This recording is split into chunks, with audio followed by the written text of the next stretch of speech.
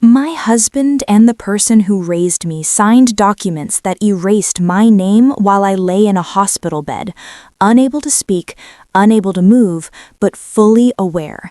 They told everyone the accident had changed me. They said it gently. They said it with concern. I listened as they divided my life into responsibilities and assets, as if I were already gone. I didn't interrupt. I didn't fight. I stayed silent and let them believe the quiet meant surrender. Because when people think you're broken, they stop hiding what they were always capable of. My name is Isolde Caraway. I am 37 years old, and until the accident, I believed control came from competence. If you worked harder than everyone else, prepared more than anyone expected, and never gave people a reason to doubt you, your life stayed intact. That belief shaped every decision I made. It shaped my career. It shaped my marriage. It shaped the way I trusted my family. It did not survive the hospital. The first thing I noticed when consciousness returned was not pain, it was restraint. My body felt wrapped in something invisible and absolute. I tried to move my fingers.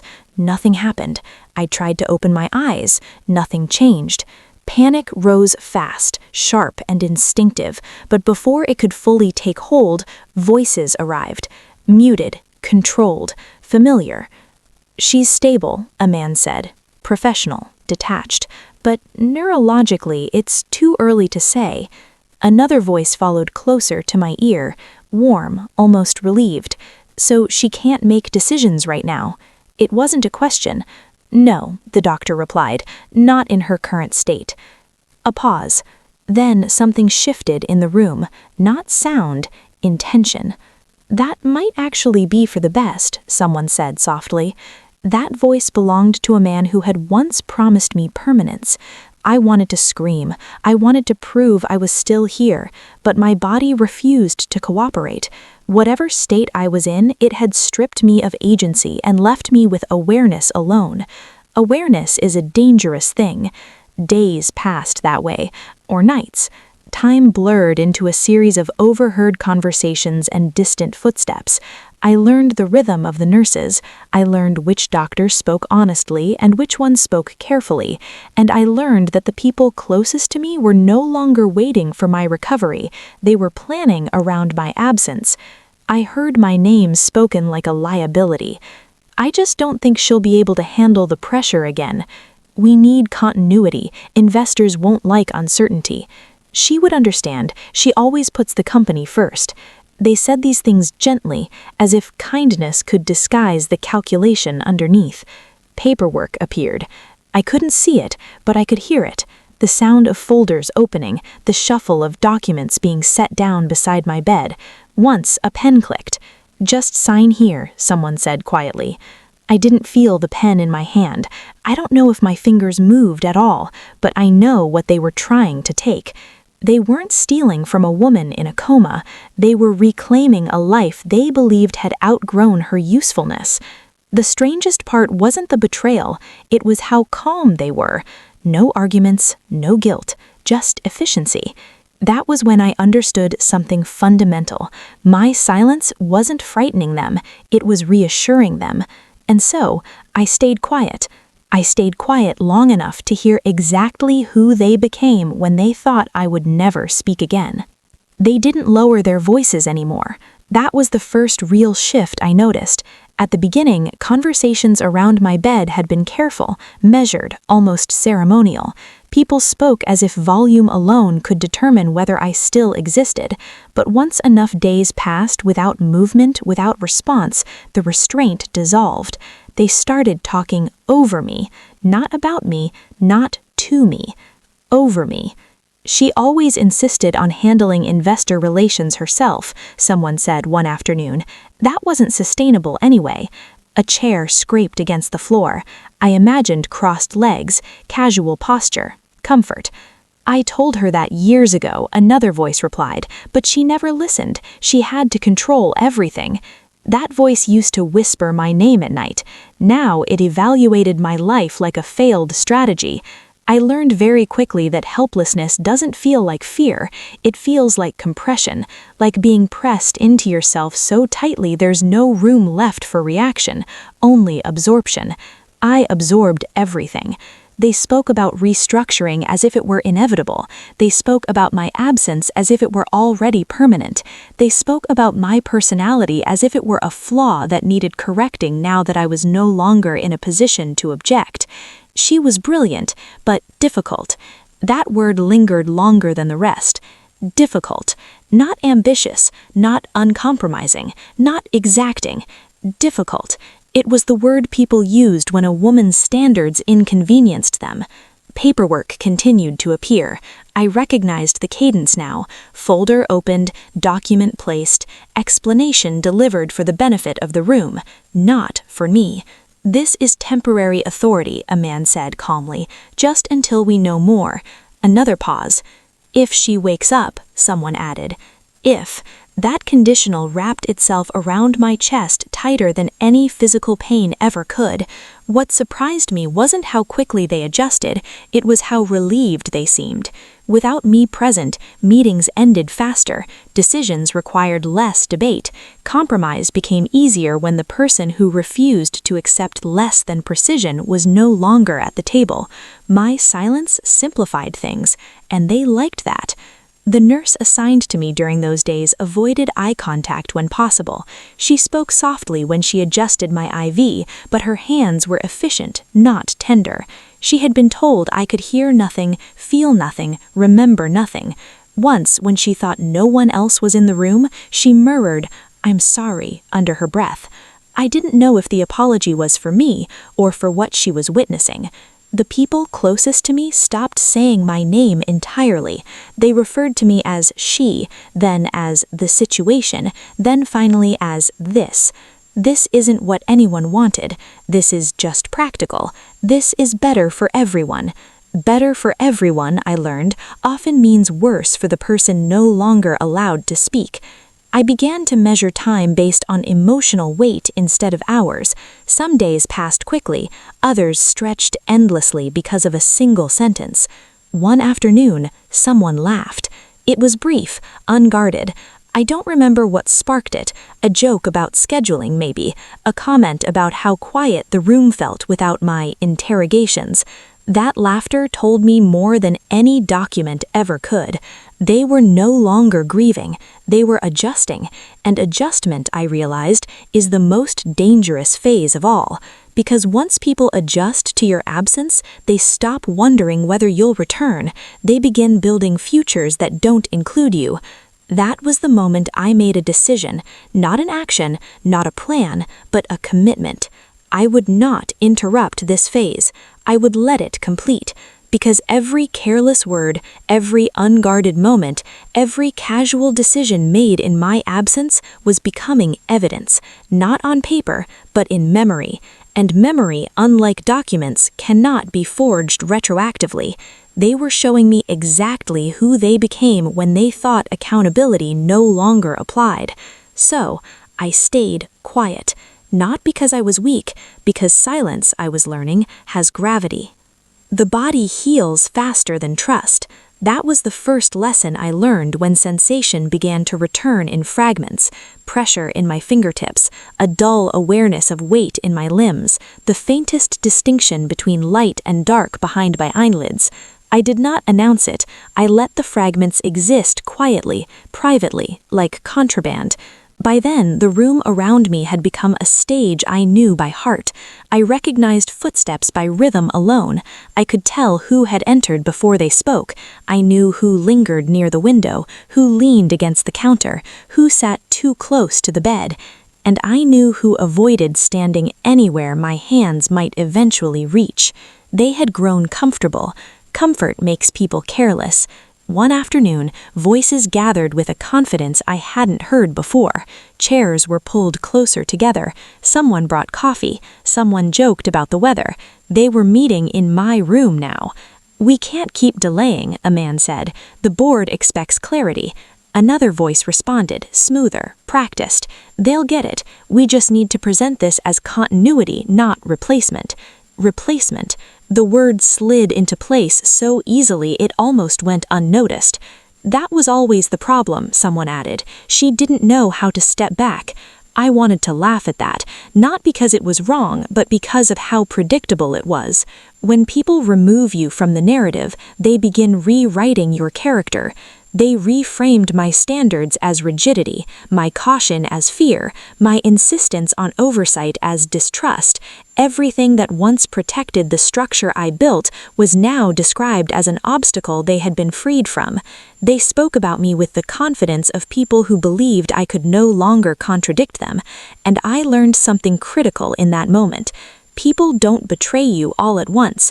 They rehearse it aloud in pieces until it sounds reasonable. The nurse returned midway through the conversation. She paused when she saw how many people were in the room. Her eyes flicked to me, then away. "We should give her some space," she said quietly. Someone laughed. "She's not listening," something I had suspected for days. They weren't afraid of my anger. They were afraid of my clarity. Because clarity doesn't shout. It doesn't threaten. It doesn't rush. It waits. And when it finally speaks, it does so in rooms where denial has nowhere left to stand. I didn't rush my return. I let the fear sharpen. I let the room fill with questions they didn't ask out loud. And I held on to the most important truth silence had taught me. When people believe you cannot respond, they reveal the exact version of themselves they hope you'll never remember. I remembered everything. They noticed the change before I spoke. That was the most telling part. It wasn't my voice or my movement that disrupted the rhythm they had grown comfortable with. It was hesitation, an unfamiliar pause in conversations that had once flowed freely around my bed. Someone stopped mid-sentence. Someone else glanced at the monitor without knowing why. Fear doesn't always announce itself loudly. Sometimes it enters a room as uncertainty. The nurse was the first to see it. She leaned closer while adjusting my IV, her fingers suddenly still. Her breath caught just enough for me to register it. Can you hear me?" she whispered, careful now. "Can you hear me?" I didn't answer. Not yet. Her hand tightened slightly around the tubing, then released.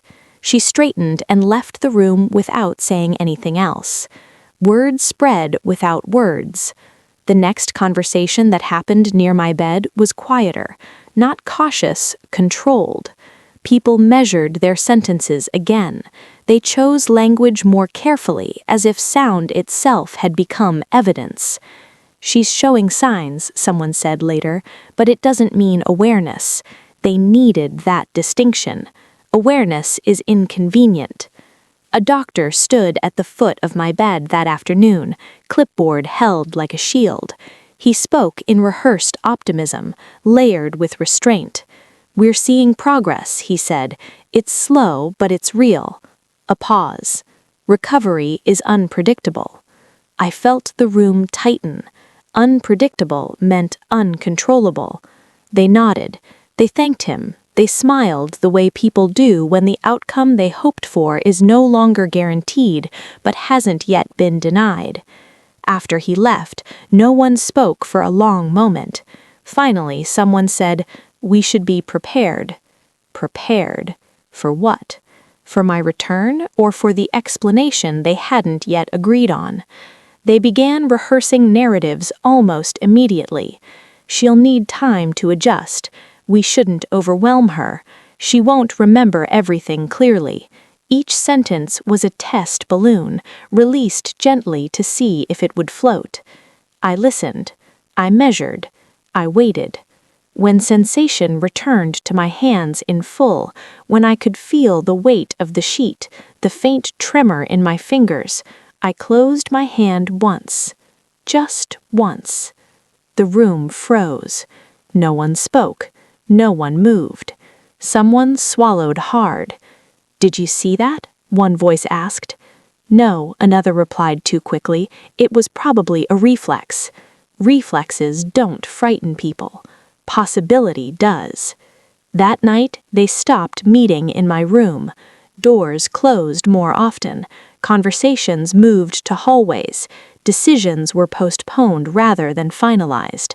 Momentum slowed. Silence, once mine alone, became shared. The next morning, I opened my eyes. Not wide, not dramatically, just enough. The ceiling was unfamiliar at first, too white, too bright, but the room reacted immediately. Chairs scraped back. Someone stood abruptly. "I think," the nurse began. I turned my head slightly. Her breath hitched. That was all it took. The doctor was summoned. Tests were ordered. Voices returned. But this time they were speaking to me. "Can you hear us?" I let the question hang. I wanted to see who would speak next. He did. The man who had once said my incapacity was for the best stepped forward, his expression carefully arranged. "We're so glad you're improving," he said. "You've been through so much." Concern, sympathy, relief, all layered carefully to obscure the truth beneath. I met his eyes, just for a moment. And in that moment, I watched certainty leave him, because silence had protected me. But awareness, now visible, terrified them. They didn't know what I remembered. They didn't know what I understood. They didn't know how much of their future I had already seen.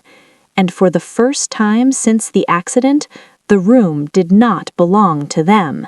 It belonged to the uncertainty they created. I didn't speak. Not yet.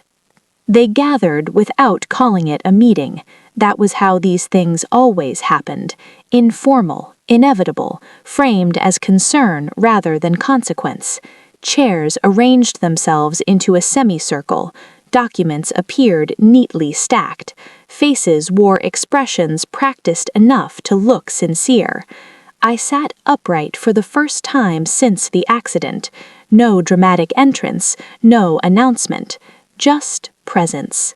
Conversations stalled the moment they realized I was listening, not abstractly, not hypothetically, but actively. "We didn't want to overwhelm you," someone began. I waited. Silence has a way of making people reveal which truths they're willing to stand behind. "You've been through a lot," another added. "We made decisions we thought were in everyone's best interest." Everyone. I looked at the documents in front of me, familiar formatting, familiar language, temporary measures that had hardened into permanence while I was unable to object. "Walk me through it," I said. My voice was steady. That seemed to unsettle them more than anger ever could have. They spoke carefully at first, then faster, then defensively. Justifications stacked on top of each other. Continuity, stability, optics. Each explanation sounded reasonable until placed beside the next, where the pattern became impossible to ignore. They hadn't protected what I built. They had replaced me in it. When they finished, no one met my eyes. "I understand," I said finally. Relief moved through the room too quickly to be hidden. "I understand exactly what you did, and why." That relief faltered. "I won't raise my voice. I won't accuse. I won't dramatize." I slid the documents back across the table. "I'll simply resume my role." Confusion flickered. Fear followed.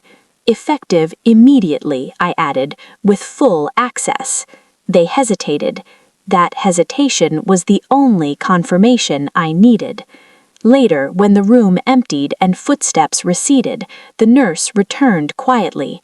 She adjusted my blanket, then paused. "I'm glad you're back," she said. So was I. Not because I needed vindication, but because I'd learned something invaluable. They had shown me who they were when they believed I couldn't respond. And now they would spend the rest of their time knowing that I could.